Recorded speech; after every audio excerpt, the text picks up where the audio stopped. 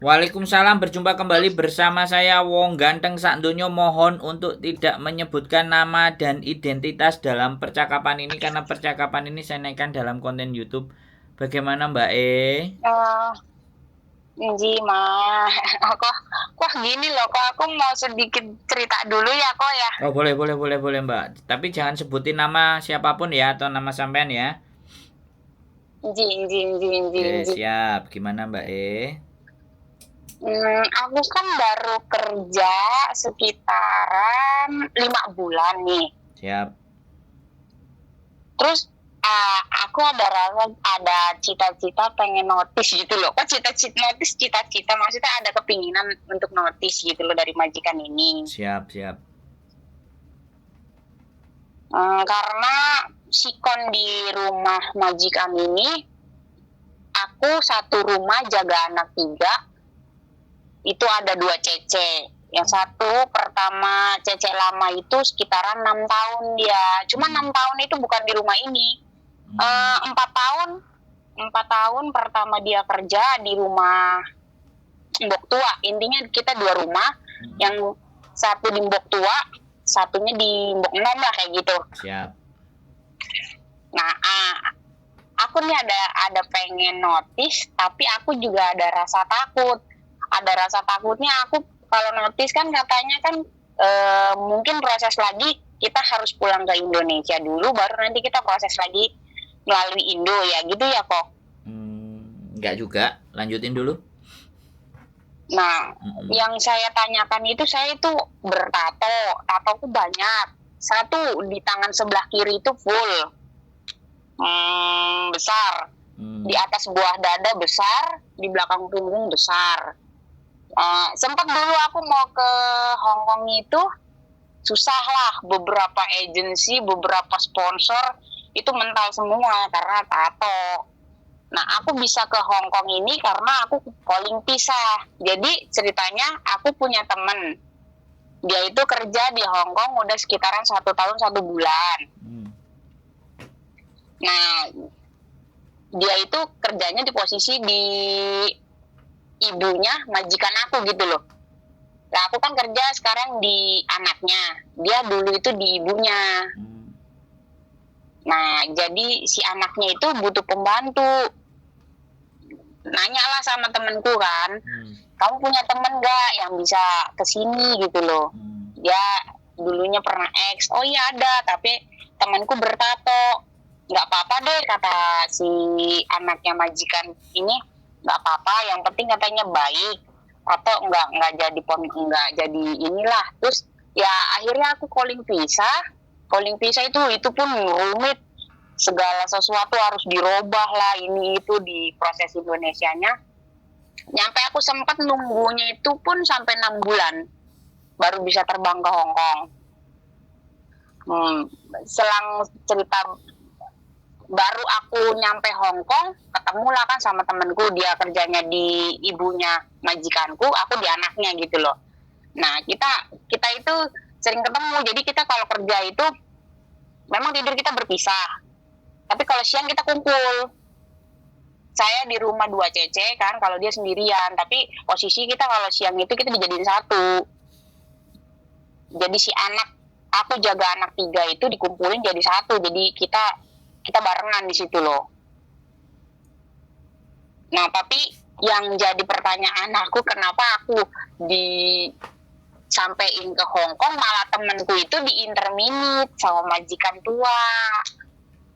Jadi temanku itu pulang ke Indonesia, aku di sini intinya gimana ya, nggak suka sama cece yang lama, karena cece yang lama itu satu, dia itu cari terlalu pasang muka, cari perhatian terus sama majikan, serba salahnya itu ke aku, sedangkan kerjaan semua aku yang pegang sampai 2 rumah.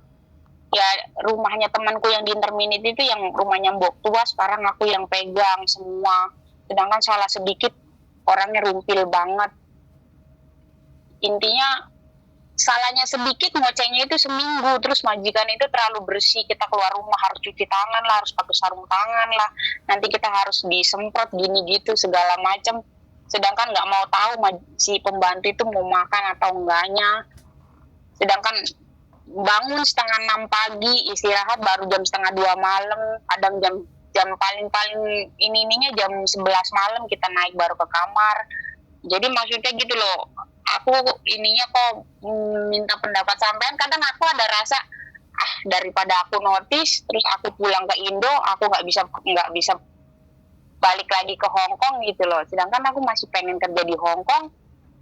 Apa aku harus jadi OS aja? Kadang ada pemikiran untuk jadi OS aja, Pak ya. Tapi OS itu kayak gimana? Sedangkan aku juga belum tahu tentang lingkup Hong Kong. Katanya yang OS beginilah, begitu, itu kan katanya, baru katanya dan katanya. Jadi maksudnya minta pendapatnya Koko, aku ini harus gimana? Maksudnya yang aku takutin itu orang bertato apa sih bisa untuk balik lagi kerja ke Hong Kong gitu loh kok. Oke, saya sudah ada giliran ngomong. Ya. Jadi gini Mbak, sampean dulu kepingin ke Hong Kong dan sampean sudah punya tato, dan yang setuju dengan pekerjaan itu kan sampean. Hanya gara-gara temen sampean yang baik tadi yang malah pulang, sekarang ganti orang baru, tujuan sampean jadi berubah.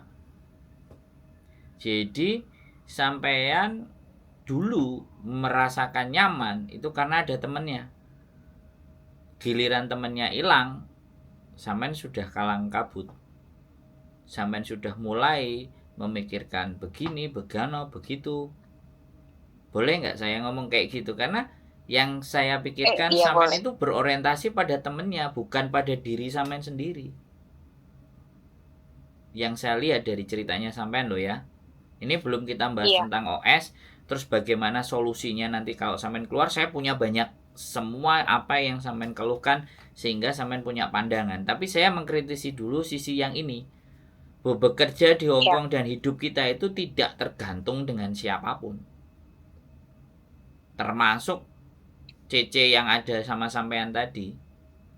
Hidup kita tidak tergantung dia. Selama pekerjaan sampean kelar beres ya sudah, tidak ada urusan sama dia. Kalau masalah majikan begini, pekerjaan begitu, that is risiko. Sampean sudah diberikan kesempatan.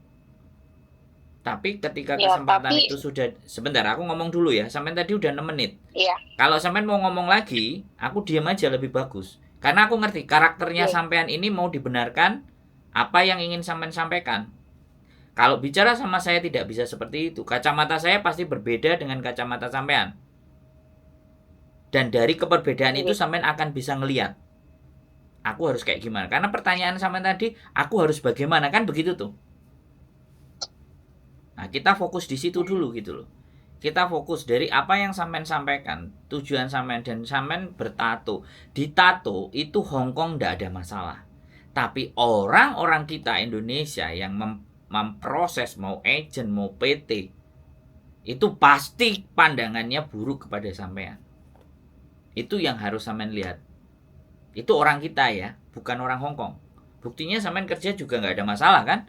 Mau tato sampean full kiri kanan atas bawah atau bener nggak? Ini udah kesempatan. Nah, kalau sampean mau ngebreak, memutuskan untuk overstay, kita bahas itu paling terakhir. Kita nggak bahas itu adalah opsi yang paling tidak ingin saya harapkan kepada sampean. Kalau sampean itu tadi ya, kita balik ke tujuan sampean. Kalau sampean mau break, boleh proses dari awal lagi, potongan lagi, ya kan? Iya. Sampean itu nyugihno PT Mbak, kalau kayak gitu. Sedangkan hari-hari ini kan sampean tidak dipukul majikan, sampean tidak dihajar, cuman mentalnya sampean yang kena gitu. Orang kalau sudah kena mental itu bubrah, terus ngelambrak pikirannya. Belum nanti dikompori oleh teman-teman yang dari luar, yang memilih jalan hidup kayak gitu. Nggak apa-apa, kalau sampean mau memilih jalan hidup kayak gitu ya nggak apa-apa. Saya kemarin barusan nangani orang overstay meninggal dunia di rumah sakit. Anaknya ada di Hong Kong, tapi anaknya hidup di majikan, tapi orang tuanya justru overstay. Aneh tuh. Tapi itu terjadi di Hong Kong. saya nggak gumun. Iya. Nah sekarang sekali lagi opsi kalau sampean memang mau ganti ya udah nggak masalah. Selama potongan sampean juga sudah kelar, terus cari PT atau agent yang paling tidak bisa nunggu visanya di Makau. Jadi overstay itu paling terakhir kita bahas. Jadi jangan overstay. Kalau sampean sudah ngerasa mentok karena pingin adanya kebebasan, jangan break dulu, main ke Makau dulu. Cari majikan dulu di Makau. Begitu ada majikan mau, langsung sampean break. One man notice. Iya, gini kok makanya notice. Kan belum. Saya ngomong dulu, boleh nggak saya ngomong dulu? Nanti ada, saya ngasih giliran sampean ngomong, saya ngasih ada. Sampean sudah nggak betah, sampean pengen ngomong gitu loh. Karena sampean orangnya nggak mau mendengar orang, maunya sampean yang didengar. Nah ini tak balik lagi kalau ngomong sama saya kayak gitu. Jadi sampean bisa datang ke Makau, sampean cari info di Makau, baru putuskan untuk break. Wes, sampean mau ngomong apa? Nanti nek tak tahan suwi-suwi wes lali sampean mau nanya. Dah, silakan. Giliran sampean. Kan dulunya kan teman gue itu kan selang aku 1 bulan kerja di sini dia dipulangin. Memang tanggapannya si anaknya majikan ini yang minta aku kerja, dia sih is okay, katanya orang bertato itu nggak jadi masalah. Tapi tanggapannya si ibunya ini yang dok tua ini itu lihat aku itu pandangannya itu selalu sinis, selalu serba salah. Sedangkan ngomong sama aku pun itu jarang kalau nggak ada perlunya. Kayak perlunya itu kalau misalkan nyuruh ini itu segala macam. Kalau ada apa intinya ngomong sama orang lama, sedangkan si orang lama itu nggak pernah nyampein ke aku gitu loh. Kalau misal kayak suatu contoh majikan nggak kerja ataupun majikan mau pergi kemana, majikan ada apa, mereka itu dari mbok 6 sama mbok tua itu nggak pernah cerita apa gitu, ngobrol apa ke aku, selalu nyampeinnya ke orang lama, ke cece yang lama. Sedangkan cece lama itu nggak pernah ngomong ke apa-apa ke aku. Nah kadang kan aku juga bangun udah pagi-pagi, majikan nggak kerja, udah bikin sarapan apa. Jadi tiap hari intinya ada aja yang makan hati. Aku kerja serba bersih, dia yang ibaratnya bikin ngotor-ngotorin. Aku serba rapi, dia yang ngacak-ngacakin. Seolah-olah dia selalu ngomong, wis, Den, mau kok aku sih ngomong maring majikan nesu-nesu maring aku tak tinggal kapok kok. Dia selalu kayaknya banggain diri. Sedangkan kalau misalkan suatu contoh majikan mau makan malam ini masakin aku ayam, tapi dia ngomong gak usah ayam Mbok, aku udah ngeluarin dari freezer ini ikan, udah makan ikan aja malam ini. Ya kayak si Mbok namanya juga, oh ya udah deh gitu. Kui Mbak, lek Mbok tuh boleh diomongi aku manut pengen mamu wae, lek pengen opo wae kartu ngono lho. Tapi ya aku ngomong yalah kamu kan mbak orang lama di sini yang serba tahu ini, aku kan intinya kan orang baru, tapi seenggaknya punten aku ngomong gitu kan, kalau orang ya kalau ada apa-apa tolong ngomong sama aku loh gitu biar aku ngerti. Jangan sampean nggak pernah ngomong sama aku, sedangkan mereka selalu nyalain aku, baju kotor apa semua nyalain aku, ini itu segala kurang bersih nyalain aku, ini itu naruh salah serba nyalain aku. Sedangkan sampai nggak pernah namanya ngasih tahu aku jam segini anak-anaknya harus les, jam segini anak-anaknya harus pergi, jam segini. Intinya mereka itu kayak orang apa sih, nyari kesalahan ke aku, terus tiap hari itu yang kesalahan itu diputar balik, diomongin terus. Jadi kesalahan kecil itu dibesar-besarin kayak gitu loh kok. Nah terus kan si rumahnya Mbok tua itu kan sepulangnya temanku itu kan Mbok tua belum punya pembantu. Dengar katanya, ya aku juga dengar dari pembantu lama ini si Cece ini, katanya dia mau ngambil tapi orang Filipin. Kesininya udah hampir 3 bulanan lebih, si Filipin itu belum datang. Jadi selama pembantu lama pulang itu, temanku pulang, aku yang bersihin rumahnya si majikan tua. Intinya nggak ada omongan terima kasih atau gimana, itu semua rumah itu serba dibersihin kan aku yang jalanin. Tapi kenapa toh aku selalu aku yang disuruh-suruh ke sana ke sini, harus ngantar les anak 2, mondar-mandir naik turun. beresin rumah satu, beresin rumahnya Mbok Nom, beresin rumahnya Mbok Tua. Kenapa si cecek lama itu nggak pernah disuruh-suruh gitu loh. Ada apa-apa selalu ngomongnya ke cecek yang lama. Sedangkan cecek lama itu kayak gimana, kayak orang dia tuh pengennya selalu diperhatiin sama majikan. Setiap pagi dia selalu ngeluh, aduh ininya sakit Mbok, ininya sakit Mbok. Terus Mboknya kan ngomong, ayo oke, kayak gitu-gitu. Jadi intinya kayak aku tuh kayak nggak pernah dianggap, cuman dibutuhin tenaganya doang gitu. Jadi kayak serba tiap hari itu kok makan hati, kok makan hati. Makan hatinya ngeliatin Cece, tingkah lakunya Cece lama itu, dia masak kalau sore ya kok. Masak itu dapur itu berantakan semua, intinya udah masak ini itu tuh enak masaknya doang. Begitu selesai masak dia pura-puranya itu cari perhatiannya majikan. Sini Mbok, anakmu yang bayi tak gendong, kowe lo balik kerja, intinya makan dulu deh, kamu mungkin lapar, sini anaknya aku jagain.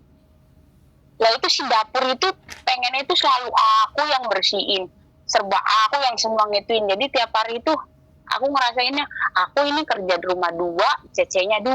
Seolah-olah aku kok capek sendiri, dia cuman bisanya gendong-gendong bayi doang gitu loh.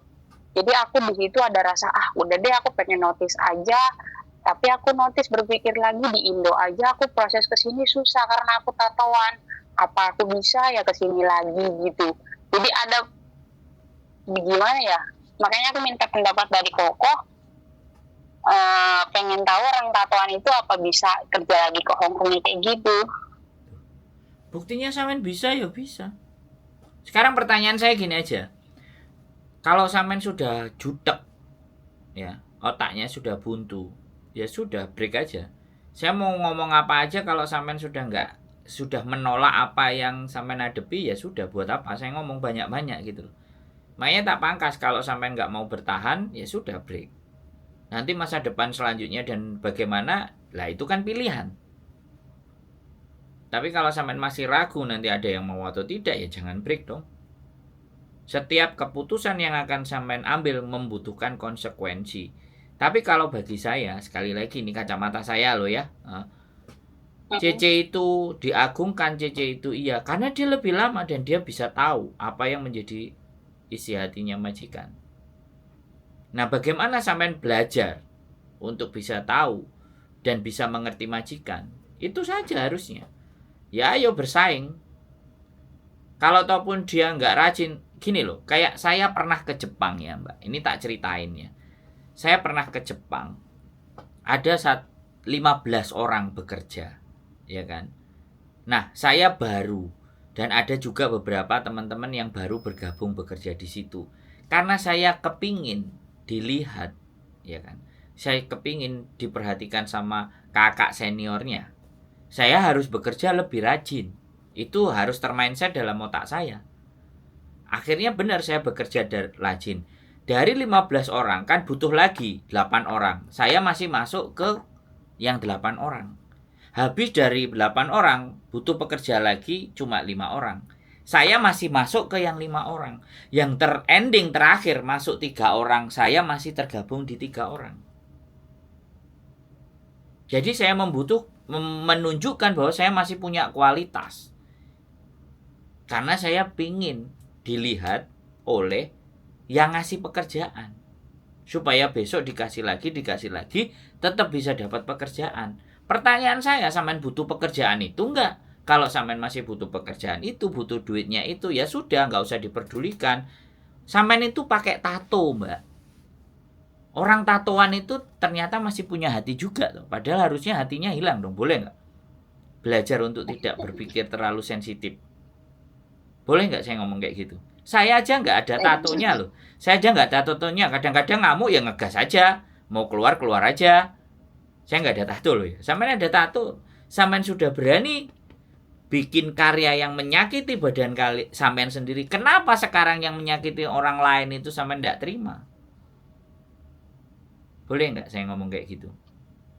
Boleh. Ya kan? Sampean loh menyakiti diri sampean sendiri. Di tato itu kan sakit toh. Tapi biar indah, biar bagus, biar keren. Nah, kenapa sampean hadepi orang itu, hadepi CC itu, hadepi majikan itu? agar supaya kehidupan sampean lebih indah, lebih baik. Analoginya kan begitu, Mbak.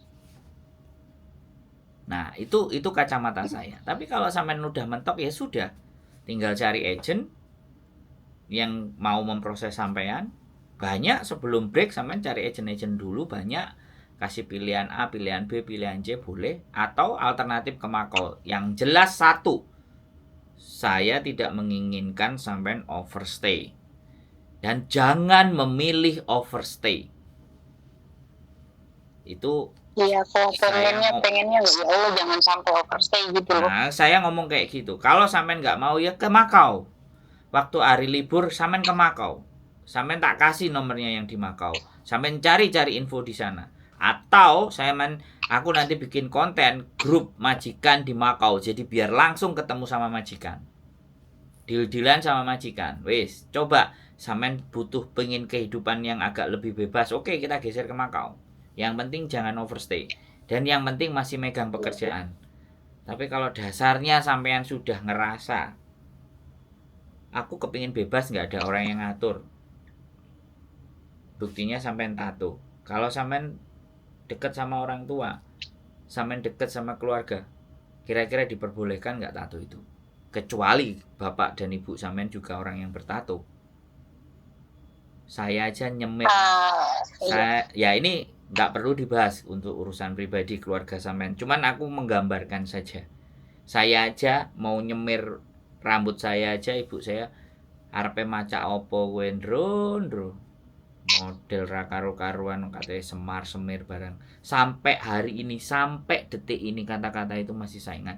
Dan saya tidak akan punya keinginan nyemir rambut. Karena ketika saya disuruh bojoku, teman-temanku semir ben keren, aku ingat ibuku. Nah itu saya sih Mbak. Makanya monggo. Tapi itu tadi, boleh cari agent dulu baru putuskan cabut. Atau cari tahu dulu informasi ke Makau. Nanti pantengin kontenku. Aku nanti mau share juga grup majikan di Makau. Jadi biar teman-teman itu nggak langsung lewat calo, langsung ketemu majikannya, langsung sikung kalau cocok biar deal. Biar nggak lewat calo-calo yang ruwet. Nah itu ke Makau ya. Kalau ada proses, boleh kamu pulang dulu ke Indonesia. Tapi aku tatoan tunjukin aja. Satu agent A, agent B, agent C, coba semuanya. Mana yang mau sama sampean. Mumpung masih di Hongkong, mumpung belum sampai nanti di intermediate, mumpung belum juga sampai dikeluarin. Tapi saya rasa kalau kerjaan sampai bagus gak mungkin dikeluarin.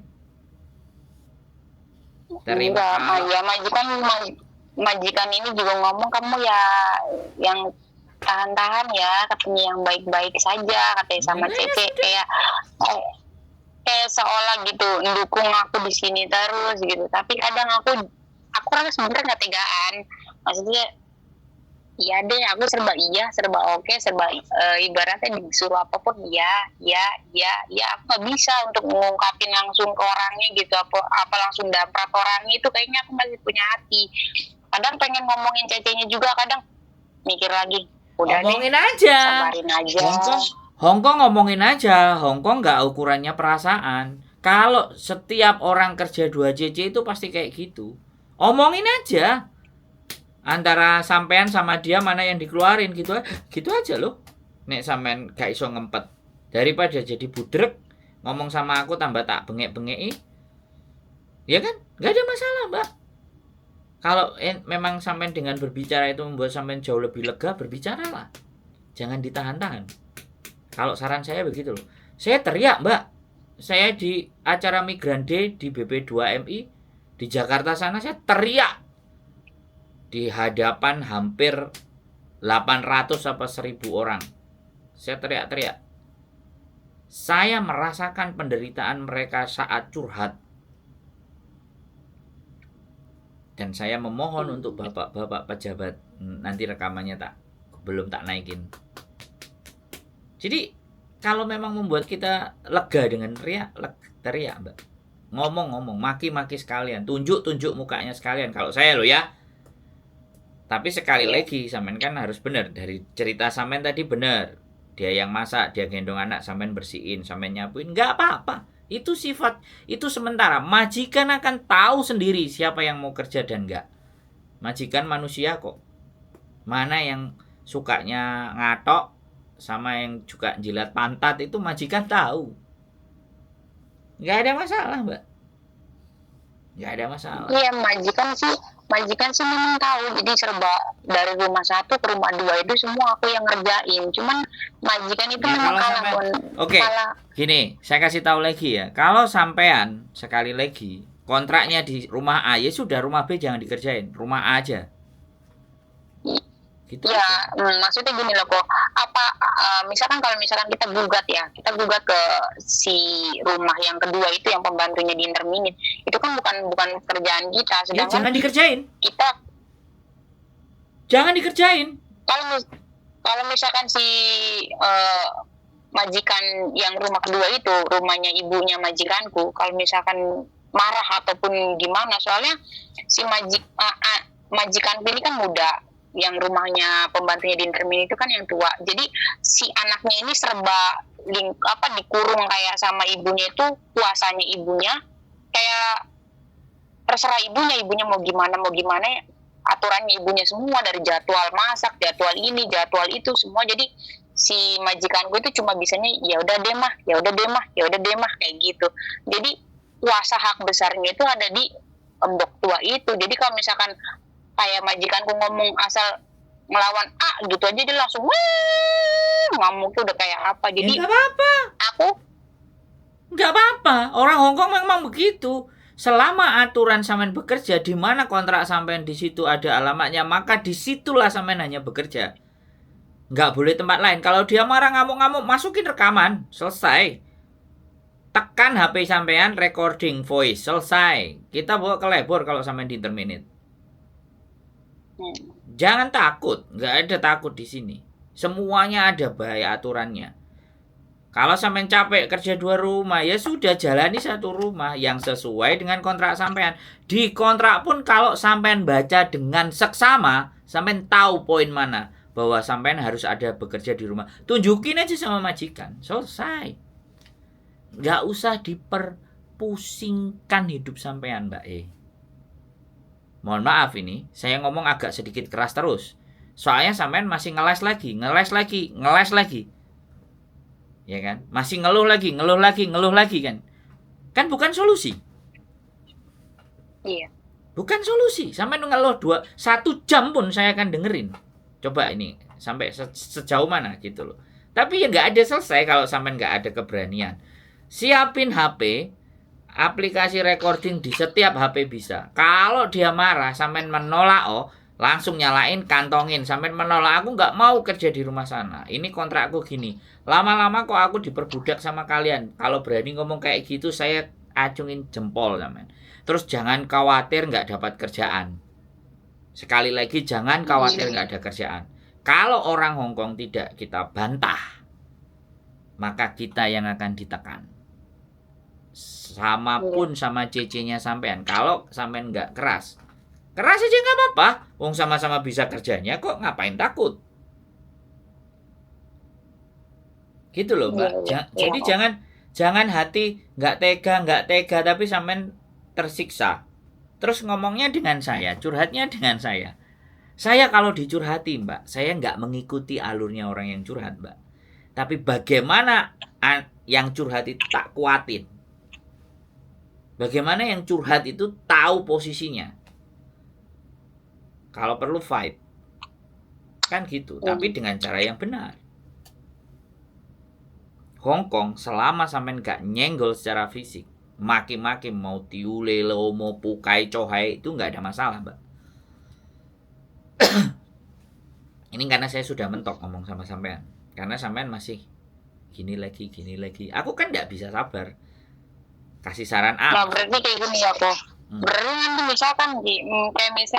misalkan kan majikan ini pulang, dia libur dari Taiwan kan, otomatis rumahnya berantakan semua, pasti kan manggil aku langsung ngomong kan, aku udah nggak mau ngerjain lah, intinya itu bukan kerjaanku gitu lah. Yes. Kan kalau misalkan dia misalkan kamu gini iyalah, memang ini kan bukan kerjaan aku kan cuman kerja kan di rumah 1, bukan di rumah untuk rumah kedua. Nah, terus kalau misalkan dia sodorin kontrak. Kalau misalkan ya udah deh, kamu tuh bisanya ngelawan atau gimana, misalkan ini aku misalkan ya udah deh kamu keluar, aku misalkan besok gini intinya di interminate gitu kan. Berarti kan dalam interminate itu aku masih bisa cari-cari kayak misalkan majikan lain ya kok ya. Ya bisa loh. Gini loh, kalau aku ya di interminate gara-gara kita nggak mau ngerjain apa yang dia, kita ganti lapor balik ke labor dong. Iya. Jadi sampean punya rekaman pada saat ribut-ribut tadi loh, itu sudah di on HP. Itu sampean on, itu kayak bukti buat labor, kita kasuskan ke labor. Kalau ataupun dia nggak terminate hari itu juga, ya kan? Sudah, kita bikin laporan aja ke labor, perdengarkan labor sama rekamannya sampean. Kalau nggak tunjukin kontrak sampean. Di sini kamu bisa baca nggak tulisan ini? Bahwa aku kerja hanya di tempat ini, bukan di tempatmu. Nah, itu masuk rekaman itu. Kalau dia masih wah, pokcoy lah bla bla bla bla. Terus kemtima. Iki melanggar aturannya pemerintah. Kue gelem ah dihukum melanggar aturannya pemerintah. Sudah kayak gitu mungker dia. Maaf nanya lagi kok. Misalnya kayak aku kerja kan kontrak Hongkong, terus aku kerja ke Makau itu memang bisa ya gitu. Maksudnya kita main dulu kita ke Makau, kita cari-cari info di Makau, terus kita tanpa pulang ke Indonesia kita langsung pergi kerja ke Makau itu bisa ya kok? Gak bisa lah, apa yang nggak bisa? Makanya opsinya itu banyak. Yang penting jangan opsi overstay. Apalagi paper, ya. Itu yang saya omongin. Kalau sampai ternyata akhirnya di endingnya nanti paper dan OS, omongan saya hari ini itu nggak sampai nanggep. Tapi ya nggak apa-apa itu. Hidup itu masih belum menjalin sih. Nggak kepengen juga ya, sih. Hidup itu pilihan lo enggak. Soalnya pikiran budrek itu bisa lo Mbak belok. Nah, aku masih ngeman sampean nih 32 menit aku masih mau ngomong sama sampean. Sampai akhirnya sampean oh iya ya. Sampai sampean sadar bahwa sampean menyadari sepenuhnya bahwa sebenarnya aku di sini tuh bekerja, aku ya ada hak, ada peraturan, ada semuanya. Tinggal aku berani aja kan gitu aja. Ini kan yang jadi masalah ketika sudah sampean temen ditinggal sama temennya itu. Sudah pukulan telak.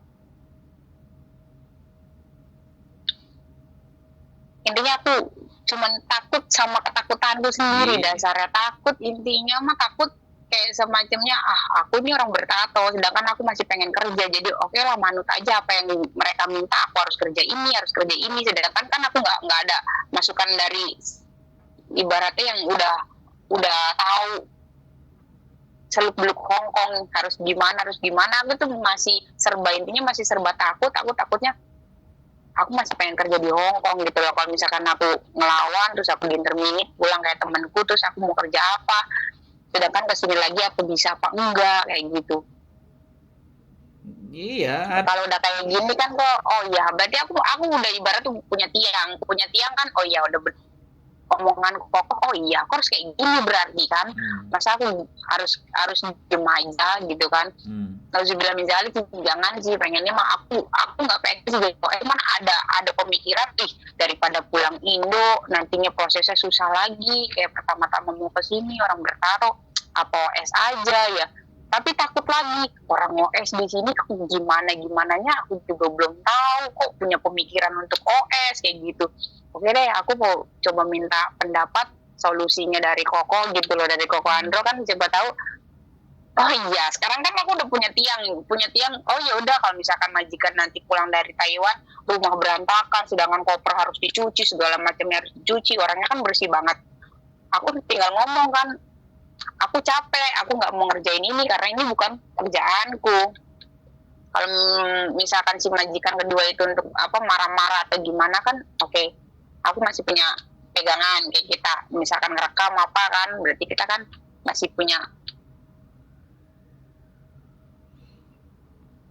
Di Hongkong itu dilindungi, sampean itu dilindungi di Hongkong, ada peraturan, nggak usah takut. Tapi kalau sampean takut, peraturan dan semuanya itu sudah tidak ada gunanya. Iya. Gitu loh. Jadi seberapapun kita hebatnya, kalau sudah rasa takut yang menyelimuti, maka kelar sudah. Nothing, hidup kita nggak ada. Makanya saya nggak pernah punya rasa takut ketika saya benar, ketika saya sudah semestinya gitu. Takut itu boleh hanya sebagai bentuk kewaspadaan, tapi bukan takut yang akhirnya menguasai kita dan kita nggak ngapa-ngapain. Yang ada diri sampean sendiri yang tersiksa. Berarti kalau orang notice itu berarti kalau orang notice itu sebelum kita notice, kita cari-cari majikan lain, kita pindah agensi kayak gitu ya. Maksudnya dalam arti agensi yang bisa ngasih kerjaan kita itu, agensi kita harus cari melalui teman ke teman atau kita harus gimana itu? Ya datang sendiri aja, kan banyak di sosial media. Dan tanya ada kita datang maksudnya mencarinya di mana kok? Ya lah, sama ini nggak pernah bukai sosial media tuh. Agent nongkrong kan banyak di Kos WB, di Mongkok, di Samswipo dan di semuanya. Di mana-mana banyak agent, Mbak, nggak usah bingung. Iya kok. Nggak usah pusing sampean sama agent. Agent segambreng. Sampean datengin satu-satu. Kalau misalkan aku minta tolongnya sama kokoh nih untuk ibaratnya oke lah kita kalau misalkan aku sampai sempat notice dari sini gitu loh untuk cari kerja. Ya, jangan notice dulu, cari agent dulu. Jangan notice dulu, cari agent dulu. Iya, maksudnya aku minta tolong ya, dulu mulai ke libur gitu nanti loh, sebelumnya notice. mulai libur nanti cari agent dulu. Jadi libur sama nada agenda nyari agent 1, 2, 3, 4, 5. Mau nggak tatoan gitu. Ya. Kalau sampean minta tolong saya arahin. Cuman kan sekali lagi, sampean ini bertato dan agent saya adalah orang Indonesia aslinya. Mantan TKW juga tapi sudah punya agent. Jadi pasti pandangan dan segala sesuatunya kan pasti. Orang Indonesia kan pandangan kepada orang bertato bagaimana kalau aku nggak ada masalah. Iya. Aku pasti walaupun buruk, memandang itu buruk. Iya, kalau saya sih bukan tato, orang mau buruk aja. Orang pakai jilbab yang jadi teroris juga banyak. Orang tatoan yang baik hati juga ada. Kalau saya sih enggak, tapi kan agent. Iya. Orang lain, ini kan saya nggak bisa ngasih garansi. Gak bisa menggaransi apa yang saya sodorkan sama sampean itu dia juga bisa nerima. Setidaknya kan sampean menyadari sendiri. Makanya tato itu sekali lagi dipikirkan baik-baik. Kalau kita jadi orang Indonesia, kalau kita mau balik ke Indonesia, tapi kalau kita tato dan kita hidup di Bali, hidup di Amerika, hidup di Eropa, mau sowai. Tapi kalau masih balik lagi ke Indonesia ya sudah. Stigmanya orang Indonesia terhadap tato itu yang kita harus bayar konsekuensinya. Ya, jadi jangan disalahkan ya, aku gara-gara tato aku nggak bisa kerja, aku nggak bisa ngapa-ngapain. Lah dulu waktu nato mikir nggak, kan gitu ceritanya. Gitu ya bertato intinya bukan nakal. Aku dulu bertato itu karena dulu aku ex Taiwan, sama aku dulu kerja di Taiwan sekitaran 5 tahun. Aku 2 tahun resmi, 3 tahunnya kaburan di Taiwan. Makanya juga aku berpikir aku nggak pengen di sini memaksa aku mau jadi kaburan lagi, overstay kayak gitu. Nauzubillah min dzalik, karena aku udah ngerasain sendiri yang namanya kaburan di Taiwan itu kan gimana gitu loh. Ya bisanya aku tatoan itu ya karena memang lingkup pergaulan di sana. Makanya kalau hari-hari ini dengan tato itu menyulitkan sampean, kan sampean bisa ngerasain bahwa dulu sampean melakukan sesuatu nggak sampean pikirin kan. Jadi sekarang jadi mau ngapa-ngapain kok susah gitu, kan repot. Ya nggak bisa dong. Itu makanya keputusan kita hari ini itu harus bisa kita terima konsekuensinya di kemudian hari. Jangan kita hari ini memutuskan terus di kemudian harinya nyesel, waduh aku dulu kok kayak gini, atau ya nggak nyesel sih, cuman ngomong aku nanti bertato bisa nggak. Nah, jangan bicara seperti itu.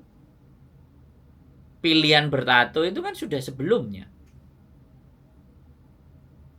Bisa dipahami nggak? Oke, kita nggak perlu bahas tato. Yang penting jelaskan itu semuanya. Apa yang sudah saya sampaikan kan jelas. Sampai bisa memahami. Dan saya tidak bisa, kacamata saya itu membenarkan kalau memang saya rasa dan saya lihat itu nggak benar. Jadi saya tidak bisa cara berpikir saya itu diatur. Cara berpikir saya disuruh mengikuti. Enggak. Saya pasti punya pandangan sendiri lah. Pandangan mau diterima, boleh. Mau dipakai, monggo. Buat dasar pertimbangan juga enggak masalah. Nanti mau memutuskan sendiri tidak seperti apa yang kita bicarakan itu juga enggak ada masalah. Tugas saya hanyalah ngangkat telepon dari sampean menyampaikan persoalannya. Saya memberikan gambaran, pandangan, keputusan kembali ke diri sampean sendiri. Tapi udah terima kasih banyak sih juga kok, tapi ya bener aku udah banyak masukan dari sampean, ya ibaratnya agak bisa berdiri lah. Yang tadinya lemah, yang tadinya intinya aku harus bangkit, sekarang aku bisa bangkit karena oh gitu loh, Hongkong berarti kita kalau kita lemah ya kita semakin down, semakin dilemahin. Iya. Oh iya, berarti kan alhamdulillah aku udah dapat masukan yang ibaratnya bisa bikin aku berdiri lagi gitu loh. Oh ya udah deh, sekarang mah kita intinya kerja tabrak-tabrak aja, nggak usah takut yang namanya ketabrak gitu loh. Intinya kan kayak gitu kok. Iya, nggak apa-apa. Gitu aja. Oke? Iya, seneng nggak seneng kita tabrak aja kerjanya. Kalau misalkan kita nggak mau ketabrak, itu kan tabrak-tabrak aja. Intinya ya ibarat pepatah kata kayak gitu kan. Oke, yang tadinya aku down, intinya. Sampai nggak nabrak pun, sampai akan ditabrak. Iya. Sampai nggak akan ngapa-ngapain pun, sampai akan diapa-apain. Udah gitu aja. Ini Hongkong soalnya. Iya. Udah nggak usah terlalu dipikirin. Karena aku belum tahu lingkup Hongkong gitu loh kok. Jadi kayak masih ada rasa takut. Oke, makanya tonton konten saya. Pastikan kalau sampai setiap hari bisa nonton. Kayak anak-anak itu telinganya dimasukin tonton konten saya. Di situ sampai akan pelan-pelan. Oh. Iya. Setiap harinya aku kalau ada senggang waktu, setiap hari kan aku jarang pegang HP karena tidak dibolehkan main HP. Aku selalu ada kesempatan waktu, aku selalu nonton YouTube-nya Cek Yuli, Koko. Oh iya gini loh, oh Hongkong kayak gini. Oh Hongkong kayak gini. Oke, sampai aku save nomornya Cek Yuli, save nomornya sampean gitu loh. Ya, aku juga pengen memperdalam Hongkong. Nah, boleh. Pokoknya itu, dan jangan pilihan overstay. Dah itu aja, apalagi paper saya tidak menyarankan. Jadi pertimbangkan baik segala sesuatunya. Kalau mau libur ketemu ngobrol monggo, enak. Jadi kita bagaimana merangkai masa depan ini jadi lebih baik. Kita bersama-sama pingin membuat sesuatu hal yang lebih baik, bukan jadi tambah parah atau buruk. Saya rasa sih begitu saja. Ya, bojo saya tadi telepon, tak angkatnya dulu, barangkali dia urgent. Cukup ya sampai bisa mater suwun banget ya, kau udah ngasih waktu peluang. Siap. Waktunya sedikit untuk aku. Siap, tetap semangat pokoknya. Ya. Oke, sehat selalu buat sampean, tetap semangat dan keep stay tune my YouTube channel and bye bye, see you next. Bye bye. Waalaikumsalam. Happy New Year. Bye bye. Oke teman-teman semuanya, ex Taiwan bertato panjang kali lebar. Keep stay tune my YouTube channel and see you next video. Bye bye.